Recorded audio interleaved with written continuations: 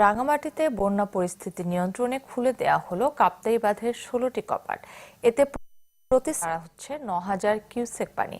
ফলে হ্রদ তীরবর্তী জলজট পরিস্থিতির উন্নতির আশা করা হচ্ছে। তবে পানি ছাড়ার কারণে সতর্কতা দেয়া হয়েছে ভাটিতে, রাঙ্গুনিয়া, রাউজান, বোয়ালখালী সহ কর্ণফুলী নদীর তীরবর্তী এলাকার জন্য।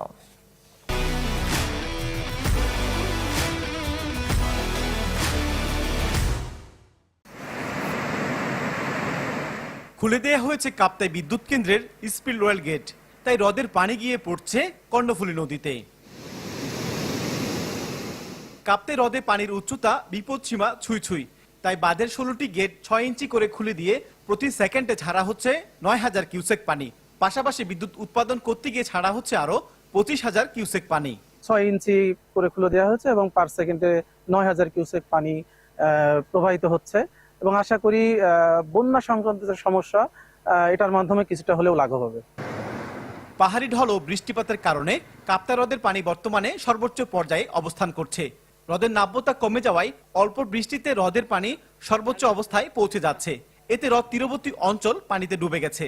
জেলার লংগদু, বিলাইছড়ি, বরকল, রাঙ্গামাটি সদর উপজেলার নিম্ন এলাকায় বাড়িঘরে পানি ওঠার পাশাপাশি ফসলের ক্ষতি বেড়েছে। আমরা আর বাসায় পানি বেশি উঠে গেছে, আমরা রান্না বান্না করতে পারি না, খাবার খেতে পারি না। আমাদের এখানে পানি নামার কারণে আমরা এখন স্কুলে যেতে পারতেছি না, মানে কষ্ট হচ্ছে।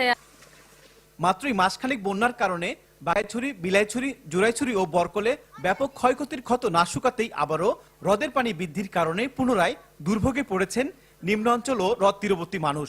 ইতিমধ্যে ডুবে গেছে জেলার পর্যটনের আইকন ঝুলন্ত সেতু। শহরের তীরবর্তী এলাকায় বসবাসকারী বেশিরভাগ ঘরে পানি ঢুকেছে। এতে দুর্ভোগে দিন কাটছে তাদের। বাঁধ চাবার কারণে মনে করেন আমাদের ঘরে পানি ছিল, এখন আস্তে আস্তে পানি কমে যাচ্ছে। পানিটা কিছু কমে গেলে হয়তো আমাদের ব্যবসা প্রতিষ্ঠান আবার পুনরুজ্জীবিত হবে। হ্রদের নাব্য কমে যাওয়া এবং কাপ্তাই হ্রদের রুল কাপ অনুসরণ না করায় এই দুর্ভোগ, বলছেন নাগরিক সমাজ। হ্রদে ড্রেজিং করতে হবে, একই সাথে হ্রদের তীরবর্তী স্থানে যারা অবৈধভাবে বসবাস করে তাদেরকে উৎসাহিত করতে হবে, তাদের অন্যত্র পুনর্বাসনের ব্যবস্থা করতে হবে, নাহলে এই সমস্যা কখনোই স্থায়ীভাবে সমাধান হবে। আবহাওয়া অফিসের তথ্য মতে রাঙ্গামাটিতে জুলাই মাসে 168 ও আগস্ট মাসে 1097 মিলিমিটার বৃষ্টিপাত রেকর্ড করা হয়েছে। জিয়াউল হক, চ্যানেল 24, রাঙ্গামাটি।